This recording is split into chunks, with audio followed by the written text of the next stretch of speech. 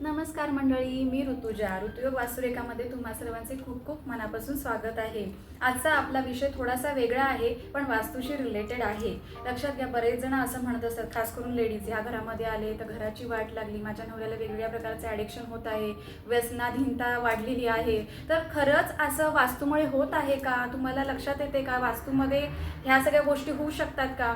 तर आपण ह्या संदर्भातलाच व्हिडिओ आज बघणार आहोत. लक्षात घ्या, कुठल्याही प्रकारची व्यसनाधीनता किंवा ॲडिक्शन जेव्हा लागतं त्यावेळेला आपल्या भोवतालचं एन्व्हायरमेंट कसं आहे, आपल्या घरामधलं वातावरण कसं आहे, आपल्याबरोबरचे असलेले नातेसंबंध त्या व्यक्तीचे कसे आहेत, किंवा ज्या ठिकाणी तो कामाला जातो, जॉबला जातो, त्या ठिकाणचं वातावरण कसं आहे, त्याची मेंटल हेल्थ कशी आहे, याच्यावरती हे सगळं डिपेंड करत असतं.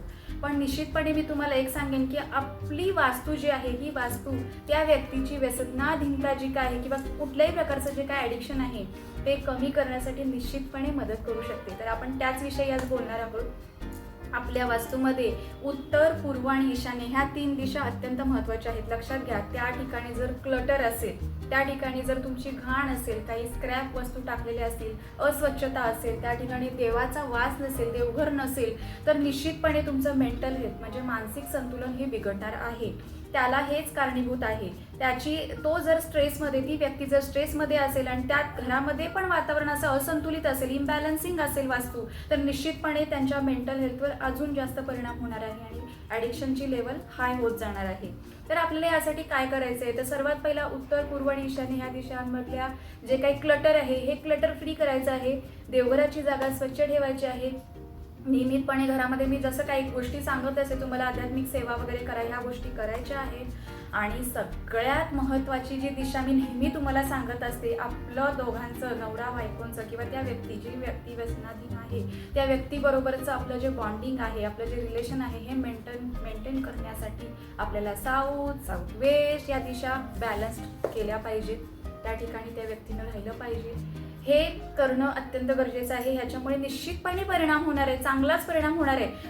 आणि सगळ्यात महत्त्वाचं काम शेवटचं मी तुम्हाला सांगते, काय करायचं आहे, तर तुमच्या घराची संपूर्ण वास्तूची साऊथ वेस्ट म्हणजेच दक्षिण नैऋत्य जी भाग आहे, जी जागा आहे, त्या ठिकाणी ज्याला आम्ही वास्तुशास्त्रामध्ये डिस्पोजेबल झोन म्हणतो, टाकाऊ माल ठेवण्याची जागा, ज्या गोष्टी आपल्याला कायमच्या काढून टाकायच्या आहेत वास्तूमधून, अशा ठिकाणी आपल्याला त्या व्यक्तीचं जे काय ॲडिक्शन आहे त्याशी रिलेटेड ज्या काही गोष्टी असतील, बॉटल असेल किंवा अजून काय असेल ज्याचं तो ॲडिक्शन करत आहे ती व्यक्ती, त्याच्या रिलेटेड ज्या वस्तू आहेत त्या तुम्हाला त्या ठिकाणी ठेवायच्या आहेत. निश्चितपणे तुम्हाला त्याच्यामध्ये फरक दिसून येणार आहे.